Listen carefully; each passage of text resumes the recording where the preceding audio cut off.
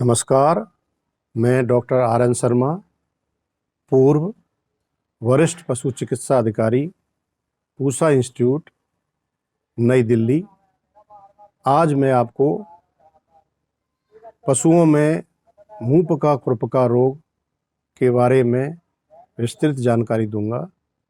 पशुओं का मुंह पका खुरपका रोग एक विषाणु जनित रोग है जो हमारी गाय, भैंस, भेड़, बकरी, सूअर इत्यादि को प्रभावित करता है और इस रोग में पशु की किसी भी अवस्था में ये विषाणु संक्रमित कर सकते हैं तथा यह भी देखा गया है कि ये वर्ष के किसी भी मौसम में इस रोग का प्रकोप हो सकता है। अब जानते हैं कि इस रोग का कारण क्या है।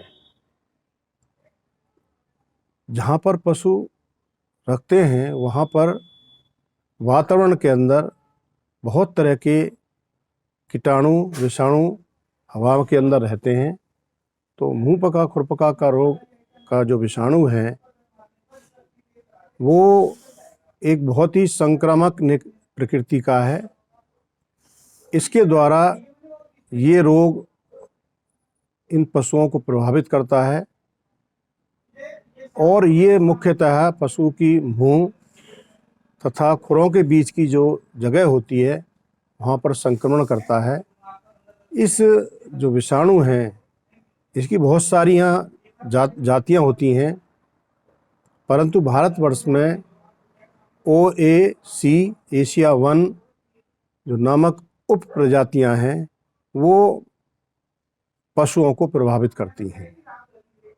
अब जानते हैं कि जब ये रोग हो जाता है तो इसके क्या लक्षण आते हैं।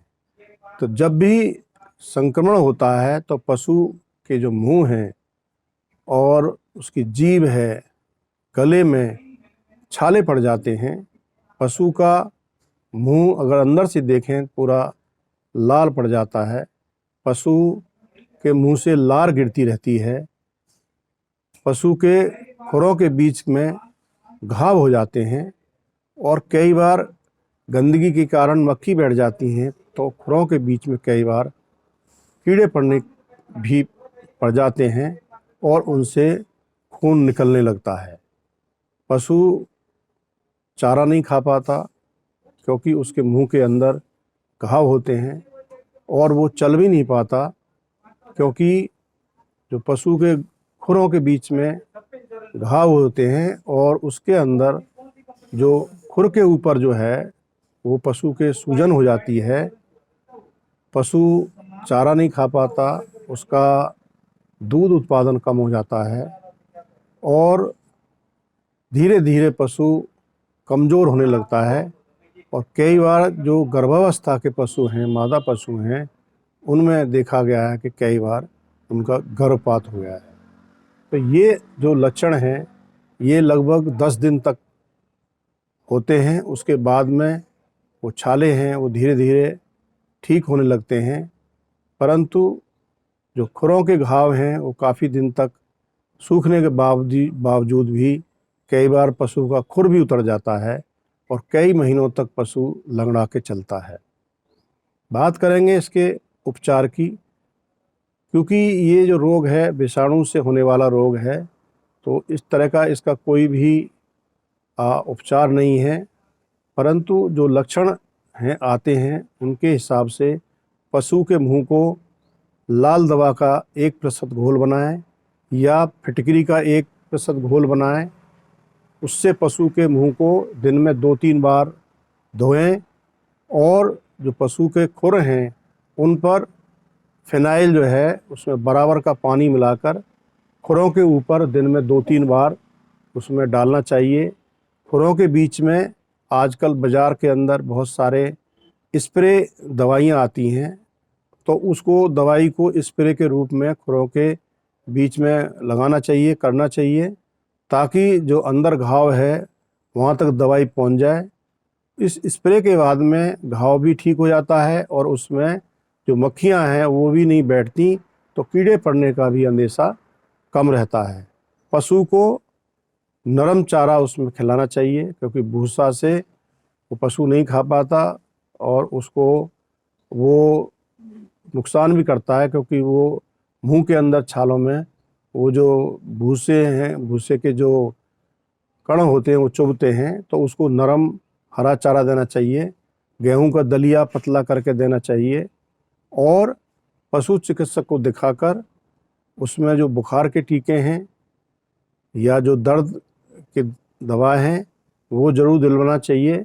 और विशेषकर इस रोग के अंदर अगर विटामिन ए के इंजेक्शन लगवा दिए जाएं तो इनसे जो पशु के घाव हैं वो जल्दी ठीक हो जाते हैं। तो ये तो रही बात उपचार की, और अब बात करते हैं इसके बचाव की कि ये रोग नहीं हो।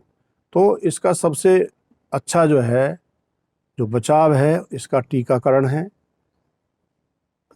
जब पशु 4 महीने की उम्र का हो तो पशु को मुंह पका खुरपका का टीका, उसको पहला टीका लगवाना चाहिए। उसके बाद में 6 महीने बाद फिर दोबारा बूस्टर टीका लगवाना चाहिए, और फिर हर साल में 2 बार 6 महीने के अंतराल पर इसको हमेशा पशु को मुंह पका खुरपका रोग के टीके लगवाने चाहिए।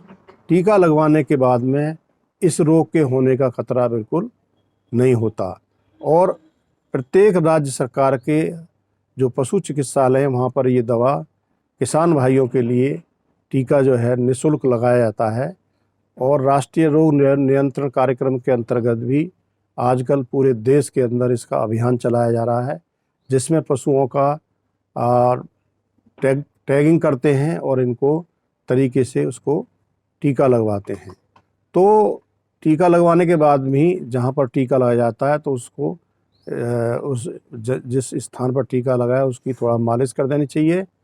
ऐसा करने से पशु के गांठ नहीं बनती है और पशु को आरामदायक जगह में उसको रखना चाहिए।